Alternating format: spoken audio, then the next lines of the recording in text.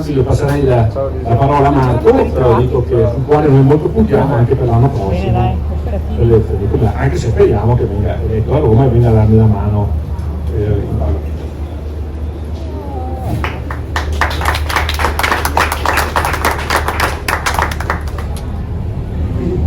Grazie per Antonio, grazie anche per il lavoro fatto con Tajani, anche al coordinatore regionale Zuin per aver creduto nella mia figura. Io non ho tanto da dire, penso mi conoscete tutti, dal 1998 che sono nel Consiglio Comunale di Vicenza, ho avuto la fortuna di fare 2 mandati con Enrico Ulbeck, che vi saluta, è al mare, è dato lui e quindi mi manda un saluto. E con Ulbeck anche in quell'epoca ho coperto vari referati, ero assessore al decentramento, ho fatto lavori pubblici, ho fatto il bilancio, ho fatto l'urbanistica. Poi ho fatto un mandato all'opposizione del primo Variati, poi mi sono preso 5 anni sabbatici per riposarmi, adesso sono ritornato con Francesco, è una bella avventura, è una bella squadra, ho i referati di bilancio, adesso si è aggiunto gli affari sociali e il decentramento. Io sono da sempre un amministratore, mi piace essere sul territorio, mi piace lavorare per la città, è una cosa che mi appassiona molto e mi piace molto. Perché? Perché si ha contatto con la gente, si incontrano i problemi e c'è la soddisfazione di risolvere i problemi. Non tutti, perché sennò saremo i maghi, ma anche quei pochi problemi che riusciamo a risolvere, secondo me, è una cosa fondamentale. Ho l'occasione e anche il riconoscimento da parte del partito, visto anche la mia militanza, perché il 98 sono più di 20 anni che sono in questo partito, quindi credo e nel quale mi ritrovo. Ho l'occasione di poter sognare di andare giù a Roma con l'amico Pierantonio. L'impegno quale sarebbe? L'impegno sarebbe proprio quello di portare la mia esperienza di amministratore locale. Troppe volte vediamo Roma come un'entità che sta là, un'entità distante.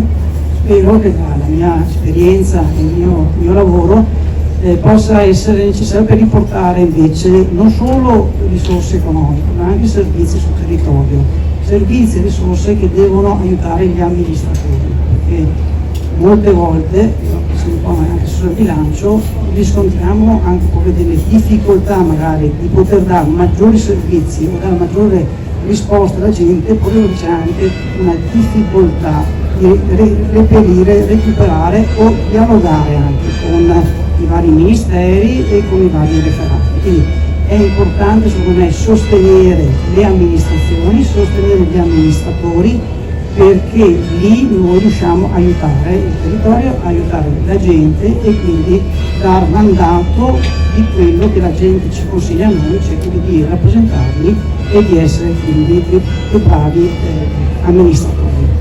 Grazie di tutto, lascio a voi. Bene, passo la parola a Rossella Olivo, che è candidata, vice coordinatore provinciale, e quindi anche lei ci dirà cosa intende fare in questa campagna elettorale. Un cordiale saluto a tutti, ringrazio tutti i presenti, ringrazio anche Elisa, la nostra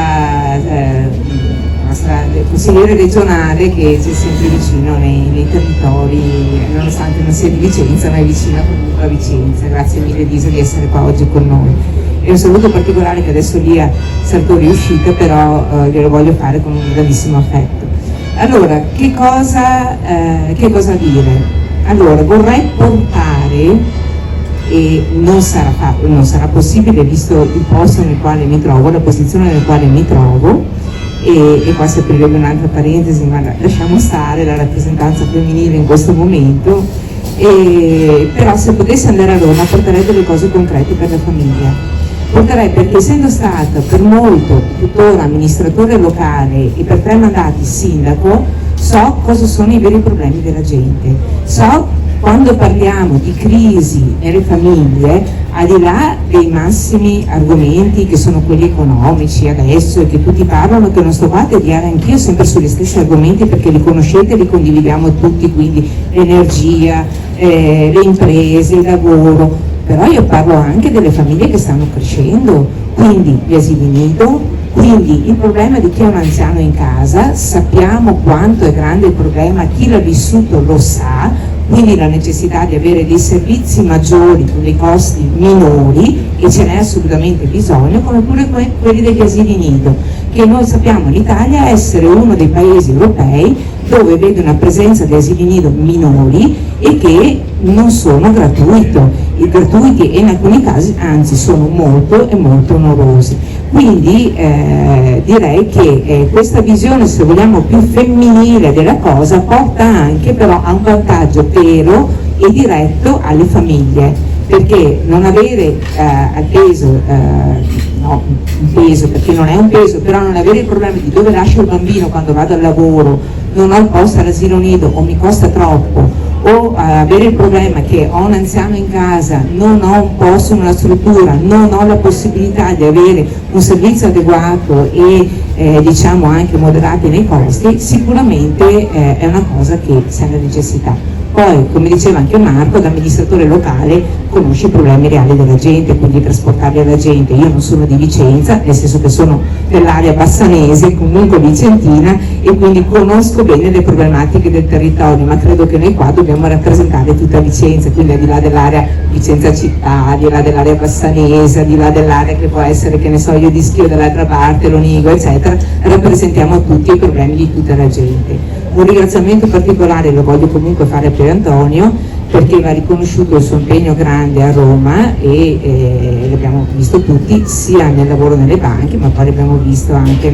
come presidente della commissione d'inchiesta che ha dato lustro e l'ha svolto in maniera veramente brava. Ricordo anche, e questo non è recato, ma comunque è stato rappresentante del CSM, quindi insomma, cioè, non è che abbia un pedigree da poco, ecco, diciamo questo. Quindi ringrazio Pier Antonio per il lavoro che ha fatto in tutti questi anni nel territorio e ringrazio tutti voi sulla presenza e mi auguro che insomma fiducia ce l'abbiamo. Grazie.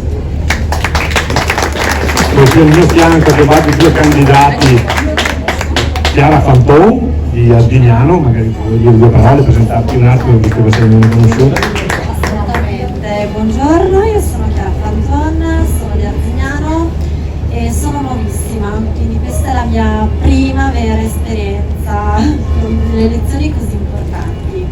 Io sono stata amministratore di società, mi sono ritirata qualche anno fa per fare la mamma e la moglie e adesso che il mio bambino è cresciuto a 6 anni ho avuto questa possibilità, ringraziamento onorevole, di farmi conoscere, di fare qualcosa per il mio territorio arzignano, che comunque è una roccaforte di Forza Italia.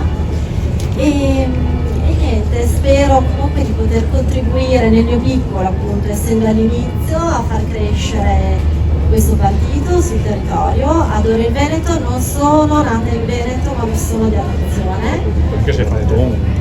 Esatto, è tipico, io sono nata in Emilia Romagna, però il Veneto ormai è casa mia.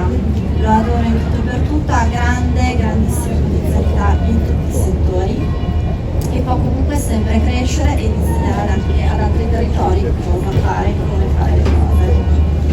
E niente, vi ringrazio per l'attenzione e vi aspettiamo alle urne.